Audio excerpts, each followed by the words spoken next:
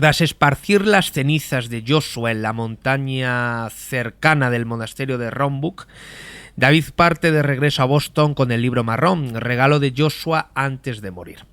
Se siente lleno de esperanza y de ilusión, pues ha cerrado un capítulo de su pasado y ahora está preparado para empezar una nueva etapa. Ya en Boston, David tiene ocasión de poner en práctica las enseñanzas de Joshua y de ayudar a su amigo Alex, quien está pasando por una gran depresión tras sufrir un drama familiar. Y una vez más le ocurrirá algo inesperado que lo enfrentará a nuevos dilemas y lo conducirá hasta Victoria, una misteriosa mujer que le descubre el verdadero significado del amor. Javier Iriondo, autor de Donde tus sueños te lleven, regresa con Un lugar llamado Destino. Buenas tardes, Javier, y gracias por venir al plató de Periodista Digital. Muchas gracias a vosotros por esta invitación y es un placer para mí compartir con vosotros.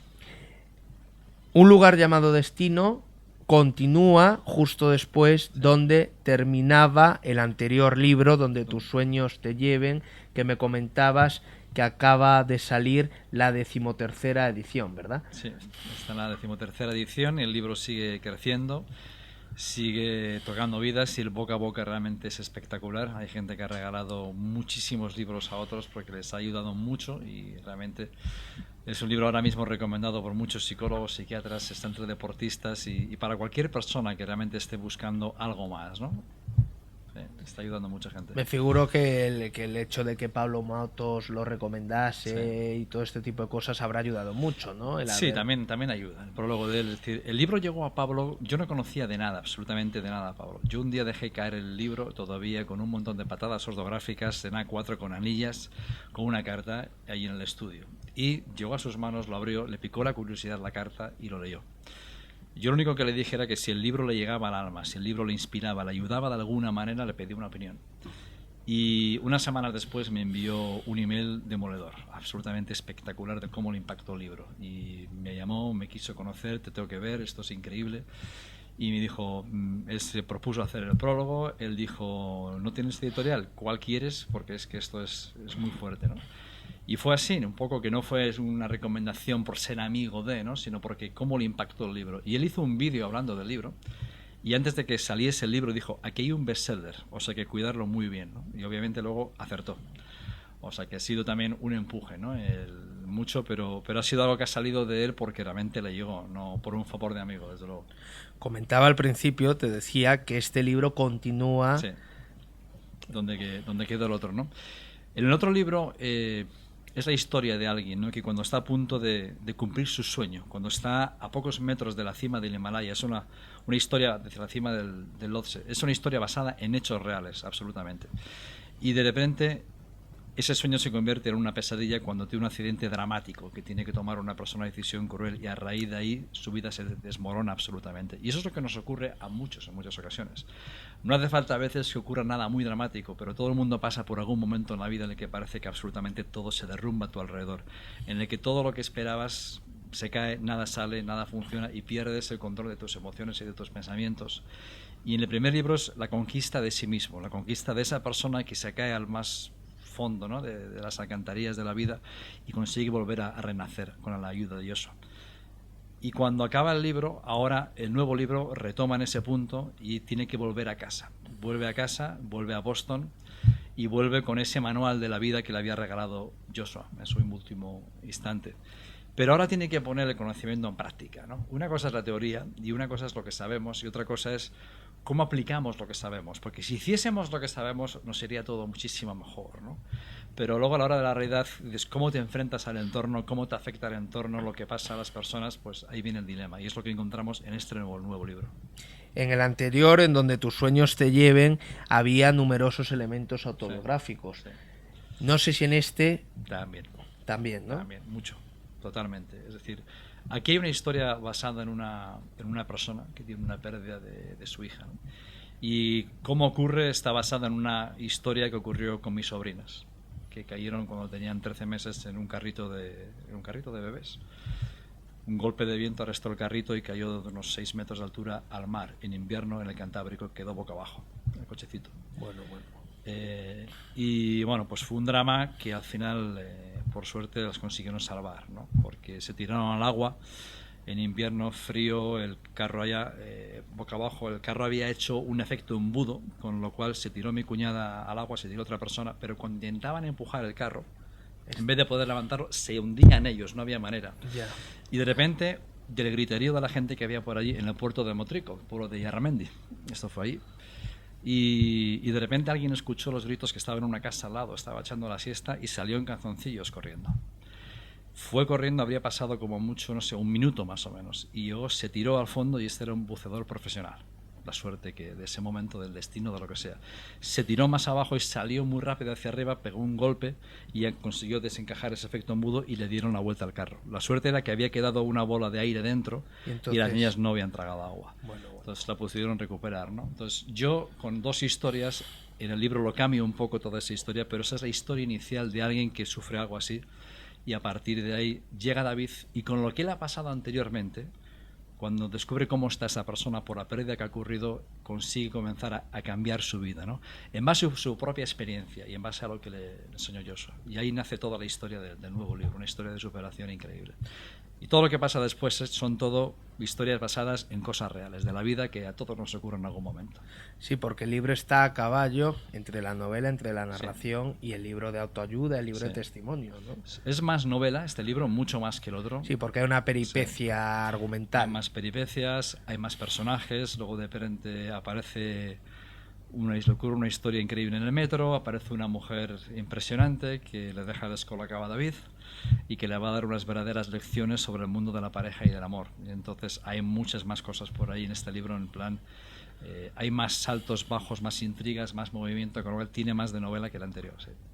Tú fuiste deportista de élite en Estados Unidos. Bueno, de élite o profesional, sí. Profesional. El sistema de allí es muy competitivo, ¿verdad? Sí, aunque yo en el deporte en el que estaba, la mayoría de las personas éramos de aquí, ¿no? Con lo cual, mi época del deporte duró muy poco. Realmente llegué a Estados Unidos con la intención de pasar allí muchos años, pero al de 8 meses de conseguir el sueño y hacerlo realidad, de llegar a un nivel profesional lo suficientemente bueno para llegar allí, al de 8 meses comenzó una huelga que se suponía que iba a ser unos pocos días y duró 2 años. Entonces aquella huelga fue el fin de todo, fue un momento de que todo se derrumba, de que por perder casa, de perder coche, de quedarte en la calle, no puedes trabajar, estás con un visado para hacer una cosa en concreto, si trabajas es ilegal, si te pillan te deportan, tienes facturas, no hay ingresos, con lo cual viví lo que mucha gente está viviendo aquí ahora. Entonces, cuando alguien me cuenta sus historias, digo, sé lo que es porque lo he vivido, ¿no? Sé lo que es después de tener tal nivel de desesperación, de sufrimiento y de impotencia, de ver que no puedes cambiar las cosas, que te sientes incapaz y de que la vida se lleva todo, ¿no? Y acabas, pues como muchos de mis amigos, ¿no? Todo el día dándole al trago para intentar no sufrir tanto, ¿no? Y esa fase también pasó, pero de ahí vino un cambio importante después. ¿Y cómo saliste adelante allí? Allí fue tomar, de repente hubo un momento de una decisión, es decir, cuando una persona cambia, y esa posibilidad de cambio la tiene todo el mundo, y más fácil de lo que imaginamos, pero sí tiene que llegar un momento en el cual, o porque tú tienes un sueño, algo que realmente quieres conseguir, que te da la energía para lograr eso, o porque has llegado a un punto de sufrimiento, de dolor, de impotencia, que te duele tanto que dices, no aguanto más, y ya no quiero seguir con esta vida, esto ya no es justificable, no quiero seguir soportando lo insoportable y no puedo más en esto, ¿no? Y llega un momento que dices, no sé qué voy a hacer, no sé cómo, pero hay un momento de decisión, de un dolor irracional que dices, salgo de aquí. Y lo único que empecé en un principio fue salir del entorno en el que estaba, dejar ciertas relaciones, dejar ciertos ambientes, empezar a hacer deporte, de todo, y comencé a leer, cosa que no había hecho, ¿no? Hasta entonces. Y ese cambio de actitud, ese cambio un poco del entorno, dentro de ese mismo entorno yo creo un poco pues mi entorno más sano, ¿no? Y a partir de ahí llegó un poco el cambio a nivel de actitud, el cambio a nivel de otra expectativa, a nivel emocional, y fue entonces cuando ahí encontré después una oportunidad, ¿no? Donde decidí dejar el deporte automáticamente y empezar en el mundo comercial, en el mundo del marketing y las ventas. Empezaste a leer sobre todo libros relacionados con el marketing, libros de autoayuda, sí, ¿no? Psicología, autoayuda, principios de éxito, todo lo que me pudiera ayudar, absolutamente de todo. O sea, yo di esa decisión, ese cambio, y leí 60 libros en un año, que ya había de todo. O sea, me aislé del mundo y me dediqué a leer, mientras ya estaba haciendo un poco una labor de comercial en el mundo del marketing.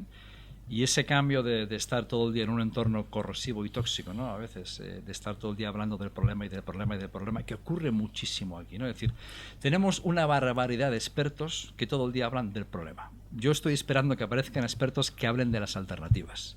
Porque hablar del problema es fácil, todo el mundo lo puede hacer, no hace falta ser inteligente para hacerlo. Es decir, todo el mundo es capaz de señalar dedos, ¿no? Necesitamos gente que empiece a hablar de lo que es posible, de lo que podemos hacer. Si seguimos hablando solamente del problema y de lo que está mal, nos quedamos ahí, porque el enfoque entonces está en el problema. Y cuando piensas solamente en el problema, no tienes ningún tipo de energía. Cuando estás pensando en las soluciones y en hacia dónde puedes ir y en cómo puede cambiar tu vida, entonces tienes otro tipo de energía. Entonces empiezas a creer, porque yo lo que recibo mucho de la gente ahora es, quiero creer que puedo, pero no me lo creo. Entonces, ¿cómo ahora yo cambio ese chip, ¿no? De alguna manera, creer más en mí mismo para intentar hacer algo, porque si no te abandonas y ni siquiera intentas salir a buscar trabajo, o sales intentando dar lástima para que se apiaden de mí, y así es muy complicado. Hoy en día no puedes ir así, tienes que ir realmente a aportar soluciones. Oye, yo puedo hacer esto, ¿no? Y es la manera que... Pero hay que hacer muchos cambios en ese sentido. ¿Y cuáles son los pequeños o grandes problemas, desafíos a los que nos ayuda a enfrentarnos este libro? El primero es un tema que quería tratar porque los mensajes más conmovedores que he escrito han sido que tenían que ver con el perdón debido a la pérdida de algún ser querido, ¿no? Y personas que habían sufrido pero mucho por la pérdida de un hijo, por un suicidio, por accidentes, por cosas, ¿no? Diversas. Entonces, de lo que he estado estudiando y aprendiendo últimamente y de un par de casos reales, le he dado una vuelta a la historia, ¿no? Dentro de lo que ocurre aquí, para ayudar a otras personas a comprender mejor y a enfrentarse mejor a esa situación de una pérdida inesperada, porque cuando tienes una pérdida que se ve venir, te preparas, pero cuando es algo que no te esperas, como la de un hijo, etcétera, es complicado. Y lo primero que puede ayudar a muchas personas es precisamente a enfrentar mejor esa parte. También a entender mejor la importancia del perdón y poco a poco de cuáles son los hábitos que uno tiene que ir eliminando y cuáles tiene que ir adquiriendo, ¿no? Para poder poco a poco conquistarse a sí mismo, porque a veces nos convertimos en nuestro peor enemigo. Cuando empezamos a contarnos la historia es que yo es que a lo mejor no puedo, yo a lo mejor no soy capaz de adaptar a este cambio que tenemos en la actualidad, es que no tengo la educación o no tengo los recursos o no tengo la inteligencia, y empezamos a contarnos una historia, y esa historia parece que cada vez tiene más fuerza, y vamos magnificando la historia, y nos creemos esa historia, y empezamos a comportarnos de esa manera, al punto de que creemos que igual no podemos aspirar a algo más, ¿no? Y son los hábitos que te ayudan poco a poco a querer ese algo más. Y es donde pueden aparecer las oportunidades, porque cuando estás en ese estado enfocado siempre en el problema, te puede pasar una oportunidad por delante y no eres capaz de verlo.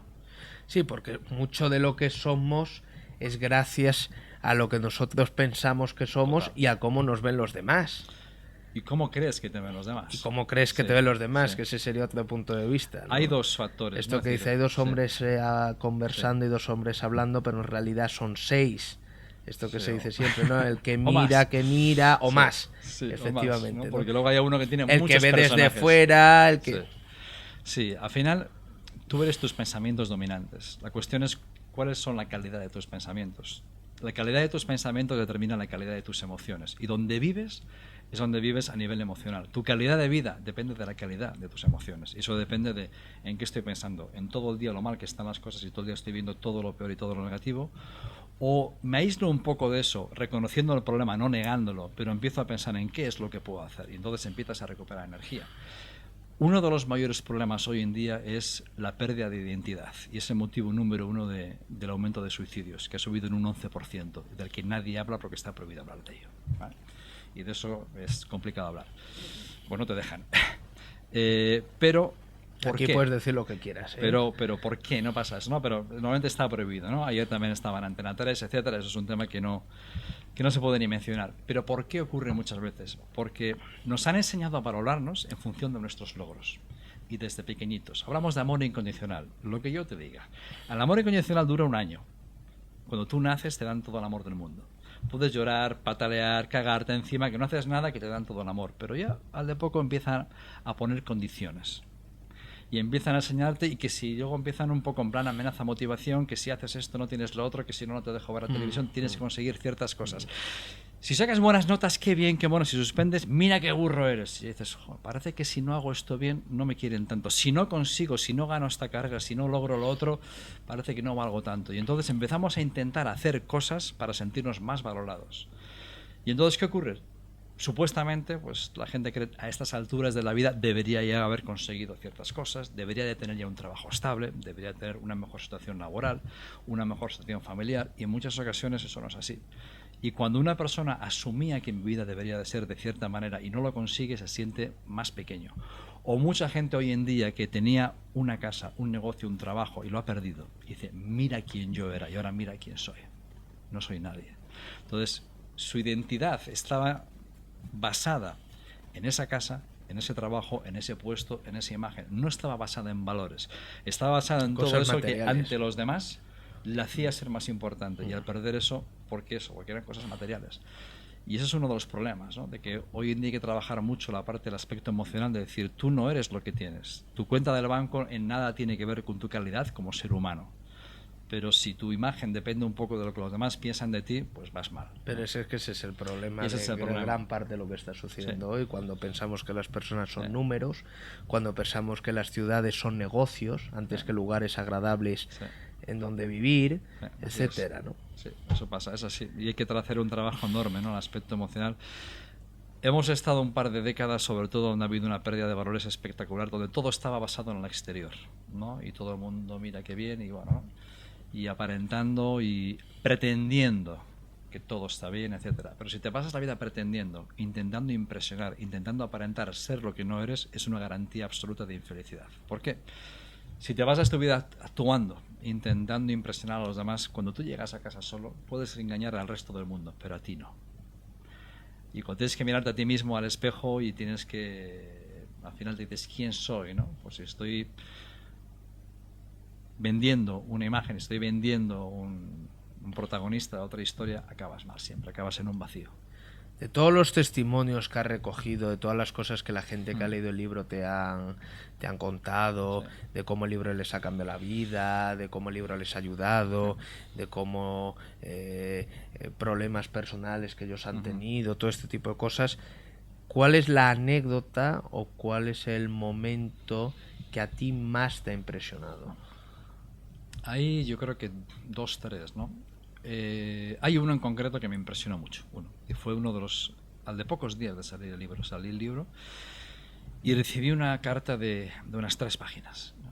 Y que lloré lo que no estaba escrito. Y era de una mujer que es de Ávila, que ayer estaba en la conferencia, que la nombré allí mismo, porque para mí fue un antes y un después. Que llegó al trabajo con su marido y cuando llegó al trabajo se encontró a su hijo ahorcado. Se había suicidado y con su marido le tuvo que descolgar, ¿no? A su hijo de allá. Perder a un hijo es duro, porque biológicamente estamos preparados a que el padre se tiene que ir primero antes que un hijo. Pero cuando un hijo se suicida, lo que empieza el cerebro a hacer es ¿dónde estabas? ¿Cómo no has sido capaz de evitar esto? ¿Cómo no has sido capaz de ver esto y evitarlo? ¿No? Entonces empieza el sentimiento de culpabilidad, ¿no? Es decir, ¿qué he hecho mal y para que esto ocurra, ¿no? Y coges todo ese dolor y coges todo ese sufrimiento y es como una penitencia. Entonces mucha gente encima, depende de cómo en la educación que hayan tenido, se empiezan a martirizar y torturar, pensando que, bueno, si soy lo suficiente mártir y me inflijo un suficiente castigo, a lo mejor algún día seré digno del perdón, ¿no? Y cuando leyó el libro, cuando llegó a la página 50, que es uno de los temas del perdón que toca, ella se sintió tan reflejada en lo que pasa en el libro en ese momento, que tiró el libro contra la pared, lo estampó y lo pateó de lo que leyó. Pero luego cogió el libro, lo terminó de leer y le ayudó una barbaridad a aceptar una serie de cosas y a perdonarse, porque ella se estaba casi maltratando de alguna manera, ¿no? Y cuando yo vi todo lo que había pasado con ella, cómo la había ayudado, ¿no?, a liberar todo ese dolor, el sufrimiento que tenía, y con todo lo que me explicó, pues fue asombroso, ¿no? Y después he estado con ella y con su marido y en Ávila, en muchos lugares, y la madre que también otra, ¿no?, que llevaba años intentando quedarse embarazada y por fin se quedó embarazada y tuvo un problema en el embarazo y nacieron las niñas 6 meses, 7 meses prematuras con 800 gramos y una de ellas murió. La otra sobrevivió y 5 meses después, cuando todavía pesaba muy poquito, ya por fin se quedó bien, pero ella se seguía martirizando porque había perdido una. Y el libro lo que nos enseñó a ayudar de alguna manera a entender, y luego me escribí una carta preciosa, le escribí un montón, diciendo, estás pensando en lo que te falta, tú no has hecho nada mal, tú no eres culpable de nada, tú has dado todo el amor del mundo para cumplir tu sueño, que era tener una hija. Una no ha podido ser, pero tienes a una que tienes ahí. Es hora de olvidar a la que no está y empezar a dar todo el cariño y todo el amor a la que sí tienes, porque a veces el ser humano se convierte en un animal incompleto que siempre quiere lo que no tiene. Y nos pasamos el día pensando en lo que nos falta. Estamos, cuando consiga aquello, cuando tenga lo otro, entonces seré feliz, ¿no? Y entonces vivimos desde la carencia. Y fue cuando ella ya se enfocó en la hija que sí tenía y le dio una vuelta de tuerca, ¿no? Y explicaba todo eso. Y así hay cartas y cartas y testimonios, pero muchos, ¿no? ¿Y qué tipo de lector crees que son? Hay absolutamente de todo. Es el que coge este libro. Hay de todo. Es decir, yo me he encontrado pues desde personas que están buscando una respuesta a su vida, a buscar un propósito, a buscar esperanza, a personas de mucho éxito que tienen todo a nivel material y encima están mal emocionalmente porque los demás asumen que tiene que ser muy feliz porque tiene todo eso. Porque quien no lo tiene cree que si yo tendría todo eso sería feliz. Pues porque no lo han tenido. Y serás feliz igual un tiempo. Será como un perfume, como un azucarillo, un endulzante. Cuando tú consigues esas cosas es genial. Puedes tener más libertad. Pero a nivel emocional, si puedes estar en la misma... Peor todavía, ¿no? Porque si tú consigues el éxito de una manera, pero no consigues la plenitud, de alguna manera estás fracasando. Y duele más todavía cuando tienes todo y todavía no eres feliz. Porque entonces es una incongruencia. Y a veces están pretendiendo ser ante los demás feliz, ¿no? Y por eso muchas estrellas a veces de cine, cantantes famosos se acaban muertos por drogas, etcétera, porque se tienen todo menos a sí mismos. Entonces, yo me he visto he visto directores generales, gente de todo tipo. O sea, hay un abanico enorme de personas. No hay un público concreto. No es solo para el que está mal. No, es una novela que todo el mundo la puede disfrutar y te puede aportar cosas para superar miedos, otros para el mundo de la pareja, otros para quién sabe, ¿no? Para darte más fuerza y más energía para enfrentar a los desafíos que todos tenemos hoy en día en este mundo que ha cambiado radicalmente tan rápido. ¿Qué escritores te gustan? Yo hay una persona que es la que hace mucho ya escribí, no escribí nada, pero una persona que realmente sigo todo lo que hace, ¿no? Que me inspira muchísimo y creo que a nivel de lo que es enseñar y de la psicología, la superación y los negocios, es Anthony Robbins. Es realmente la persona que me gusta muchísimo. Luego tengo libros, no hay autores concretos que me guste mucho, pero me gustan Anthony Robbins, me gusta Wayne Dyer, me gustan cosas de hace 1000 años de Napoleon Hill, ahora estaba leyendo desde Focus, pero sobre todo me gusta mucho, digo, Anthony Robbins y todo lo que él hace. Es lo que más me gusta. ¿Estás preparando otro libro o bueno, estás salió totalmente ayer, centrado en la promoción de este? Este lo acabo de terminar hace 4 días y lo vi el viernes, imagínate. O sea, salió del horno, todavía está la tinta que no está seca casi, ¿no? Y realmente como que cuando terminas un libro así te vacías completamente. Ahora realmente necesito parar, disfrutar de este libro. Voy a trabajar mucho también en la promoción con gente. Y cuando llegue el momento, llegará. No me planteo en ningún momento escribir otro. Cuando salió el otro, yo me sentí absolutamente vacío, ¿no? Porque había metido 25 años de mi vida allí. Me acuerdo que en una entrevista una mujer me dijo, ¿no? En la emisora en San Sebastián, me dijo, cuando cerré el libro pensé, ¿y yo ahora qué voy a leer? Y fue como que el piropo más bonito que me habían hecho nunca sobre el libro. Y yo le dije, ¿y yo ahora qué voy a escribir? No tenía ni idea qué iba a hacer. Pero poco a poco fueron llegando ideas. Y mucho fue debido a los mensajes del feedback de los lectores, ¿no? O sea que en el futuro, no sé, cuando llegue el momento, si llega, llegará. No me lo planteo, voy a escribir X en otro tiempo. Un lugar llamado Destino, de Javier Iriondo. Muchas gracias, Javier. Gracias a ti, un auténtico placer. Ha sido un rato muy agradable, gracias. Gracias.